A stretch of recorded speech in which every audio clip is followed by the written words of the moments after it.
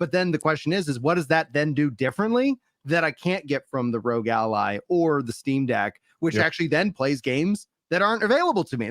Like why step into that market and then be come in with both hands tied behind your back?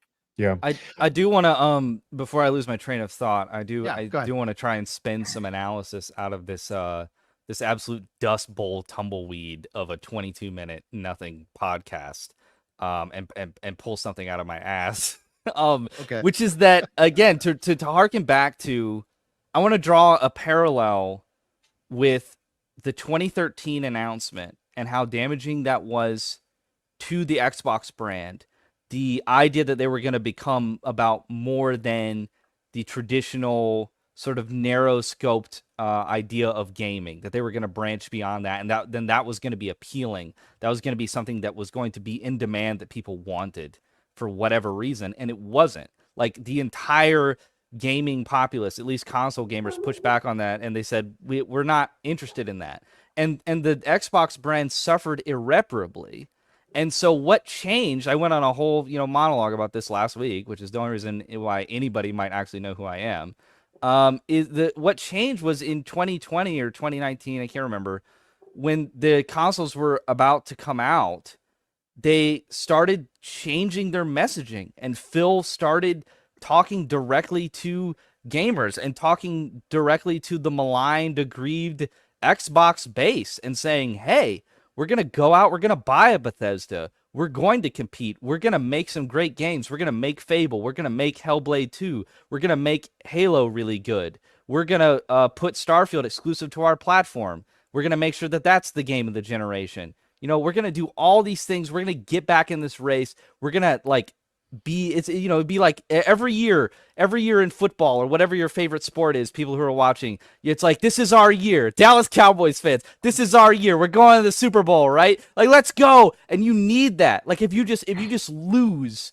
constantly, the morale just sinks. And so their messaging changed, and it was about, we're going to get back to basics. We're going to make good games that are going to come on our platform, and it's going to make our platform desirable. It's going to make our platform a good experience, a good product to have. That's what we're going to deliver on. You can expect it. Post market, we're come buy our console, and we're going to deliver on that. And now, 3 years later, they failed. Okay, they failed. Let's not get it twisted. They failed. Redfall, one of the worst games to come out, like, from first party Xbox ever, especially if we're talking like AAA. You clarified first party, because then I was like, there's been a lot of other games. This isn't Kong Skull Island, Brian. This isn't Lord of the Rings Gollum. But it's in the conversation with those games, which is ridiculous. The way that game was being propped up, the way that they were showing trailers of that game like it was going to be, the second coming of, I don't know, Borderlands meets Stranger Things or whatever. And then Starfield comes out and it's fine. Like, it's middling. It's fine. It's an 8. A lot of people gave it a 7. I think it's an 8. But, it's not pushing the boundaries that they claimed it was going to. And then after those two, like, that's it. That's all they had. Like, that. Like, it's like they went 8-8, and they're like, we should just trade all our players and go, 1-16 next year. I mean, it doesn't make any. They're just pivoting right back to the 2013 messaging of, we'll try other stuff. We're gonna let PlayStation do that, and then we're gonna go. Nobody wants that. Nobody wants that. Like, if people want Xbox to be good and to be comparable to PlayStation. Nobody ever asked them, except for Brian here, to, like, go do something else and offer some sort of other alternative value proposition that nobody wants. If those people want that, they're on PC already. Like, the brand of Xbox, the Xbox was created in the vacuum that exists because Sega could not stay in that space. So Xbox got involved. Was afraid of Sony being under the television and dominating the living room. That was why. What's happening right now? What is happening right now? And what can Xbox do? They are helpless. They are powerless with all their money and all their resources and all their good premium games that are coming to the platform. Sony is then doing the thing when I would say Samsung and smart TVs literally they aped what the consoles and what Sony and Xbox are trying to do.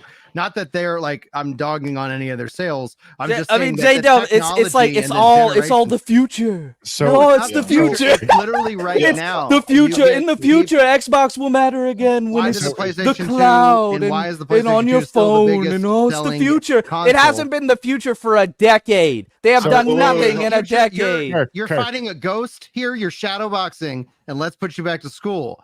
Samsung and smart TVs. No, you're sitting here making an argument that I'm definitely not making.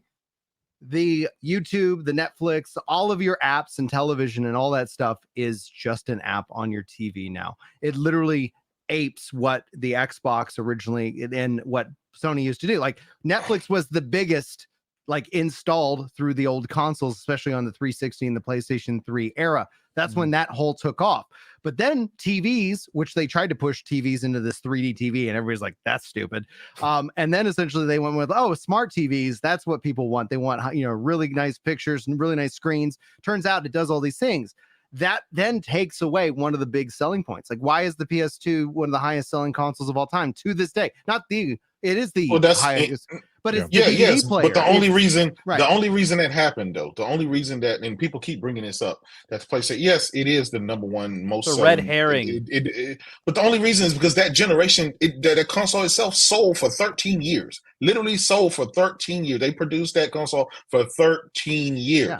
No other generation has lasted that long, and no other device has lasted that long, right? So of course you won't get to that point. Maybe Nintendo Switch, right? If they keep it around another year or two, it may reach that and surpass it, but your console has to do that. But make no mistake about it, the PS5 is surpassed the PS2 and the PS3 and the PS4 at this particular time. So if we keep on with this trajectory and this console lasts for 10 years, they'll probably reach 155, right? And if it reaches and if it goes longer, but the only reason PS2 did that was the because only way it was PlayStation longer, can then double again is in terms of the hitting some kind of massive mass market price, of which like their goal is they make money on the sales of the consoles, which is like, but they do. They did that ever since the first year. But I'm saying that like in order for like PlayStation to really try to continue to keep this level of acceleration, like that's where usually you see another models come out, which reduces their overall cost, sees their price comes down.